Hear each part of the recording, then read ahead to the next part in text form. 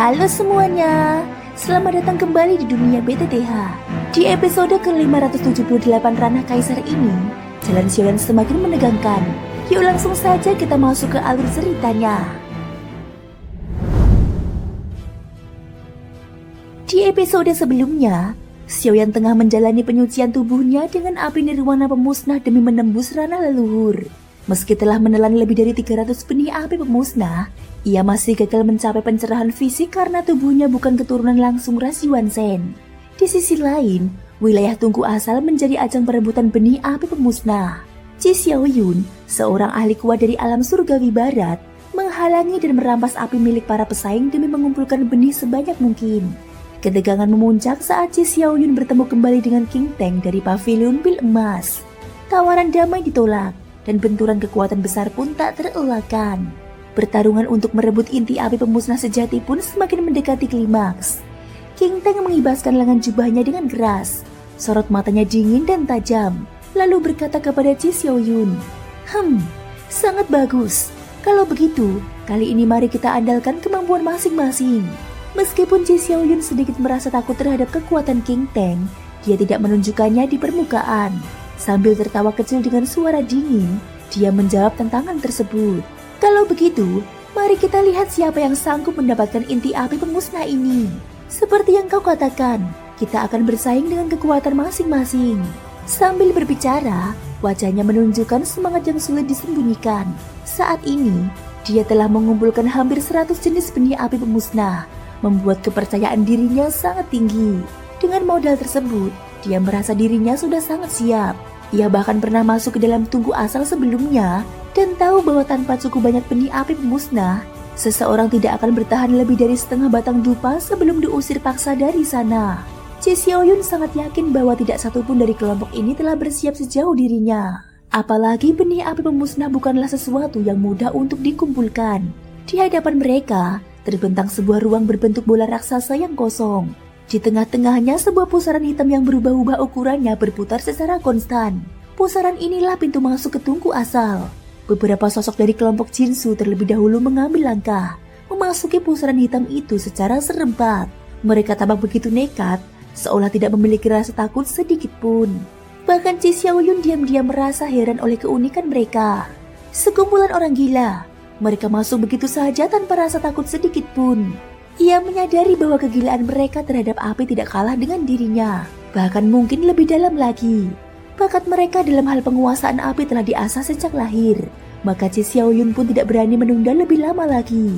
Jika ia menunggu lebih lama, kemungkinan besar peluang itu benar-benar direbut habis. Dengan satu langkah tegas, dia melangkah masuk ke dalam pusaran hitam, menuju ujian terakhir, yaitu Tungku Asal. Sementara itu, tidak jauh dari sana, King Wuya menoleh ke arah King Teng dengan nada tergesa.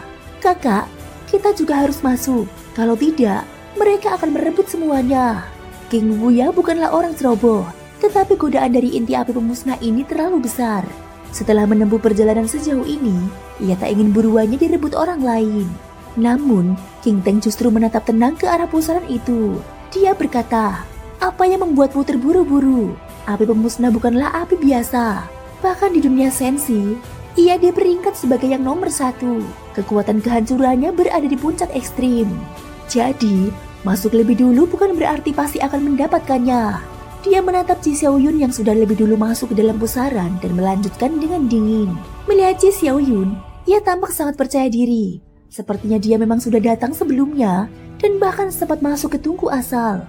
Tapi nyatanya, dia belum berhasil memperoleh api itu. Ini menunjukkan untuk mendapatkannya tidaklah mudah. King Wuya mengangguk sedikit. Dia tentu memahami maksud dari sang kakaknya. King Wuya kembali berkata, selain itu, kamu juga melihat sendiri sebelumnya. Ada begitu banyak praktisi yang keluar dari tempat ini dengan penuh kebencian. Dari cerita yang mereka katakan, benih api yang mereka kumpulkan telah dirampok oleh seseorang. King Wuya lalu bertanya, kakak, apakah maksudmu orang yang merebut api itu adalah Qi Xiaoyun? King Teng mengangguk pelan. Dia menjawab, dia datang lebih awal dan terlihat sangat yakin. Kemungkinan besar dia memang telah mengumpulkan cukup banyak benih api pemusnah. Mendengar itu, King Wuya langsung menyimpulkan, kalau begitu, kita juga bisa melakukan hal yang sama di sini. Kumpulkan dulu benih api sebanyak-banyaknya, lalu masuk dengan persiapan penuh. Setelah mengatakan itu, alisnya sedikit berkerut ketika mengingat sosok yang paling ia takuti. Tapi, bagaimana jika orang itu mengejar kita? Apa yang harus kita lakukan? Orang yang ia maksud tentu saja adalah Xiaoyan. King Teng menggelengkan kepala. Dia menjawab dengan tenang. Meski orang itu kuat, kita sudah menjalin kerjasama dengannya. Ia tidak akan bertindak gegabah. Kita masih bisa menganggapnya sebagai sekutu. Bahkan kalau bisa, kita berikan sedikit keuntungan tambahan untuk menariknya memihak dan membiarkan dia membantuku menyingkirkan Ji Xiaoyun. Mata King Teng menyipit penuh perhitungan. Dalam benaknya, rencana untuk menyingkirkan Ji Xiaoyun sudah tersusun. Mereka pun menunggu di tempat itu, diam-diam mengumpulkan benih api pemusnah sebagai persiapan. Beberapa kelompok yang lebih lemah menjadi sasaran empuk mereka. Meskipun tambah kejam, inilah kenyataan. Yang lemah hanya akan menjadi mangsa yang kuat. Dengan cara menjarah, beberapa berhasil dikumpulkan tanpa pertempuran. Dan ketika tidak berhasil dengan cara negosiasi, mereka akan menggunakan tekanan untuk mengancam. Bahkan King Teng tidak akan ragu menggunakan kekuatan jiwa dari alam void untuk merebutnya. Perlahan, mereka berhasil mengumpulkan sekitar 50 jenis benih api pemusnah. Sayangnya hingga saat ini, mereka belum juga melihat kemunculan Xiaoyan. King Teng sedikit kecewa, namun ia tidak ingin menunda lebih lama lagi. Orang itu, jika dia tidak segera datang, maka dia akan benar-benar tertinggal. Akhirnya, ia memutuskan untuk tidak menunggu lebih lama lagi dan melangkah masuk ke dalam pusaran hitam. Inti dari ruang tersebut adalah sebuah tungku pemurnian raksasa yang tengah mendidih hebat. Di bagian pusatnya, melayang sebuah nyala api kecil berwarna 5 warna yang memancarkan aura kehancuran yang sangat ekstrim. Untuk mendekati inti tungku ini, mereka harus terlebih dahulu melewati lapisan demi lapisan badai api yang mengelilingi tempat itu. Begitu seseorang masuk ke dalam, seluruh tubuh akan langsung diselimuti oleh kekuatan kehancuran. Satu-satunya cara untuk bertahan hanyalah dengan benih api pemusnah sebagai pelindung. Langkah pertama yang harus dilakukan adalah menerobos badai api itu untuk mencapai pusat. Namun, inti dari tungku asal ini menyimpan kekuatan kehancuran yang jauh lebih dahsyat dari luar. Bagi mereka yang memiliki kepekaan tinggi, akan menyadari bahwa di balik kehancuran yang ekstrim ini, juga tersembunyi vitalitas yang amat melimpah. Selain tekanan kehancuran, juga terdapat tekanan luar biasa yang membuat setiap gerakan menjadi sangat sulit. Kelompok Jinsu yang masuk lebih awal kini hanya mampu berjalan tidak lebih dari 100 langkah. Mereka bertahan berkat kulit yang telah mengeras dan dilindungi oleh benih api pemusnah. Meski nyala api itu tampak tidak jauh di depan, jarak puluhan meter itu terasa seolah sepanjang hidup. King Teng bersama 4 orang lainnya pun mulai bergerak ke arah inti tungku dengan saling membantu. Namun tepat pada saat itu, sebuah pusaran api tiba-tiba muncul di dalam tungku asal.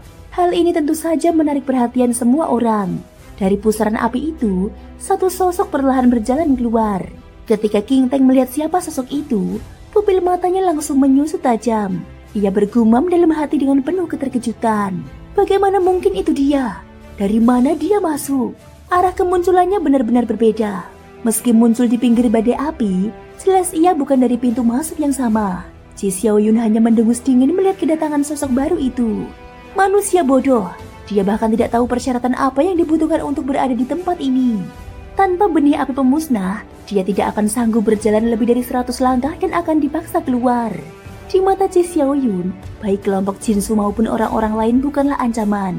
Ia memiliki keunggulan mutlak, dikelilingi oleh benih api pemusnah berwarna ungu, serta api 5 warna lainnya. Ia bahkan memiliki 2 jenis jantung api lebih banyak daripada Xiaoyan. Hanya saja, tidak satupun dari apinya tergolong sebagai jantung api dari Sensi, sehingga tetap mengalami pembatasan oleh hukum di tempat ini. Namun tetap saja, sebagai jantung api, kekuatannya tidak bisa diremehkan. Kelompok Jinsu sendiri tampak menggunakan cara yang lebih aneh. Dari tubuh mereka, terus-menerus mengalir cairan menyerupai magma, memancar di tengah kehancuran dan tetap bergerak maju. Kelompok itu berjalan dengan stabil dan sudah mencapai barisan depan. Namun saat Xiaoyan tiba, semua pasang mata kembali terbelalak. Meskipun tekanan yang ia hadapi sama hebatnya, tetapi langkah pertamanya bukanlah maju seperti yang lain. Sebaliknya, ia langsung mengubah diri menjadi sosok keabadian fisik raksasa setinggi jutaan meter. Dengan mulut menganga lebar, dia bersiap untuk menelan badai api yang melingkupi tungku asal tersebut. Thank you guys sudah mendengarkan ceritaku di episode kali ini sampai akhir. Ikutin terus kelanjutan episode berikutnya ya. Semoga hari kalian menyenangkan. Sampai jumpa dan bye-bye.